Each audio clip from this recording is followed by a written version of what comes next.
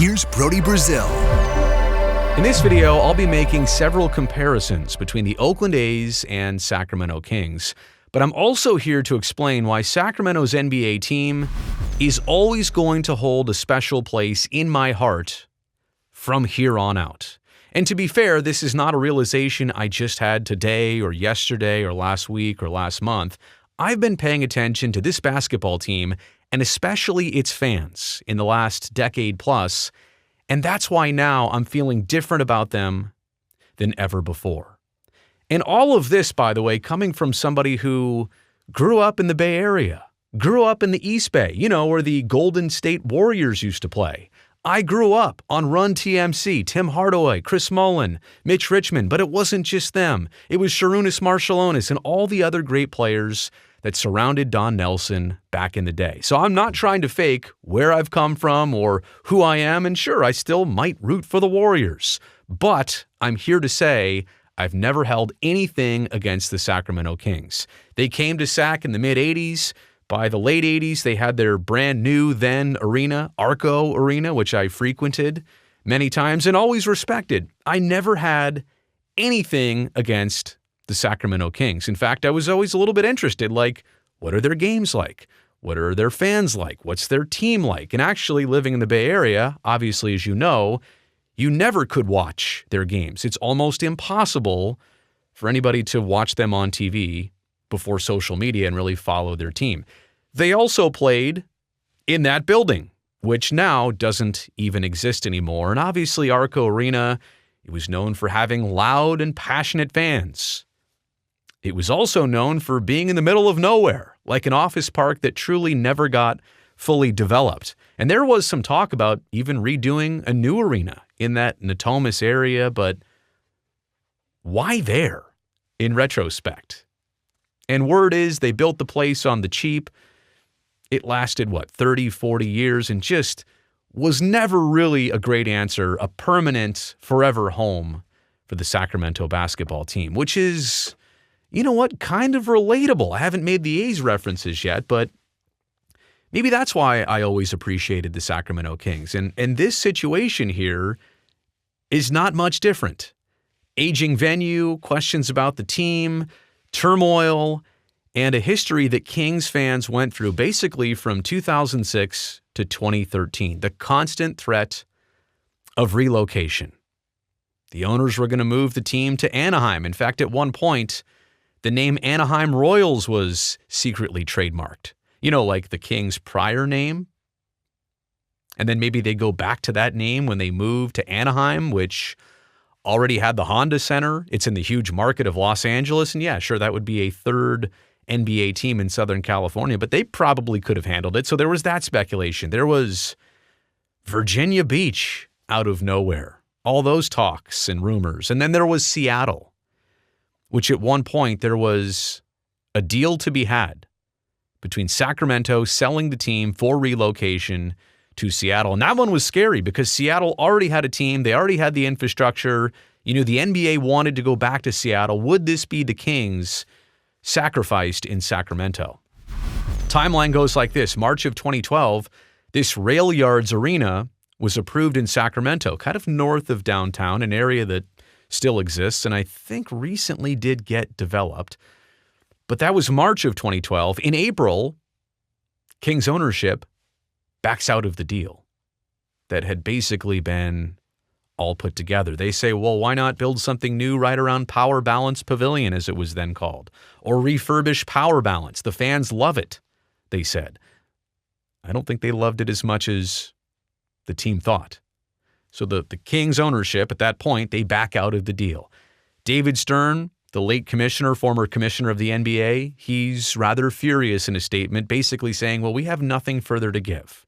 We tried. We tried to get both sides together. We tried to make this happen. At that point, it looked like they had resigned themselves from the situation.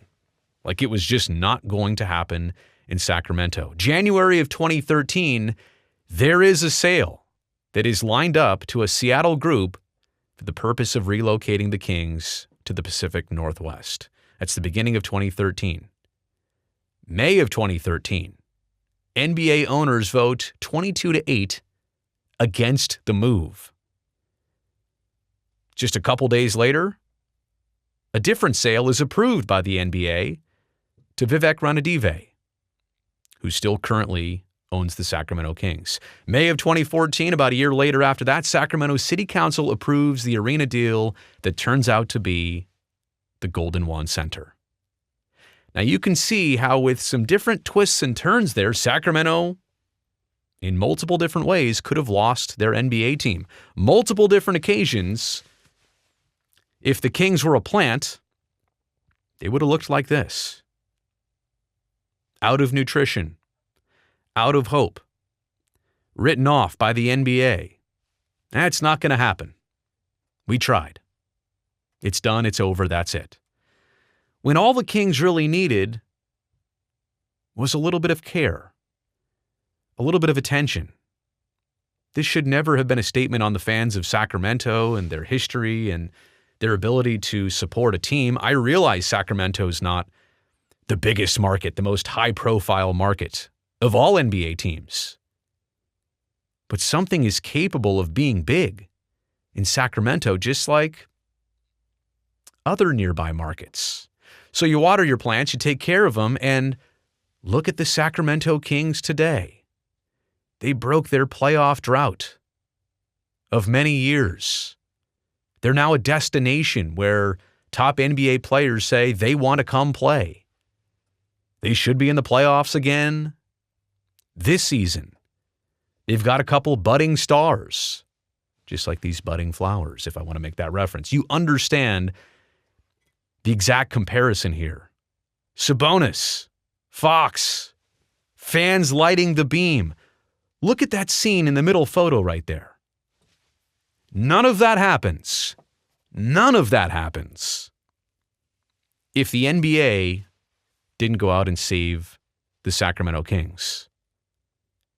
It's amazing to look at this success now and where this team has returned to and the momentum they've got and the excitement behind the Sacramento Kings, and to think at one point they were left to be done. Whether it was Anaheim or the Virginia Beach thing, or obviously Seattle, which was the most intact to take them out of town. And if you think Sacramento was ever getting another NBA team after this, I don't know anybody who would definitely assure you of that. This was their one last and only shot to keep the team that they had since the mid-'80s. And so all of this now in reverse is crazy. Because the alternate reality, if things didn't happen well for Sacramento, is that none of this would exist.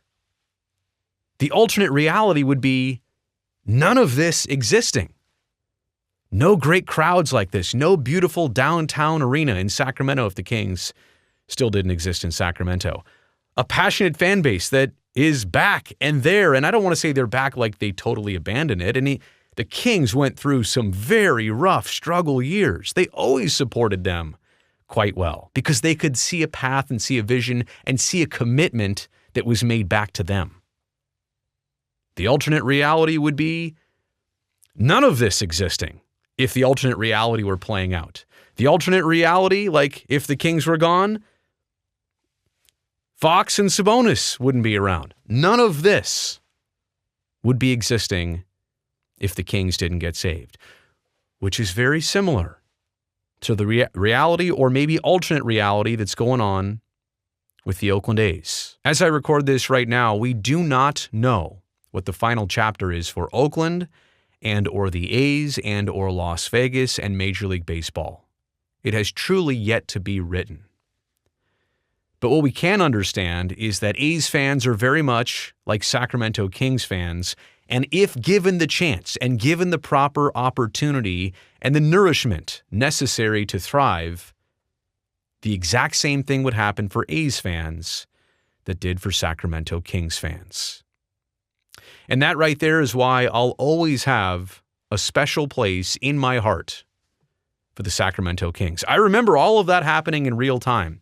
And I was a little bit more distant to it back then, but it really hits home and sinks in now. What was happening in Sacramento, the passion behind it, the people who helped save it, and what they're enjoying and benefiting from today because of it. So yeah, count me in.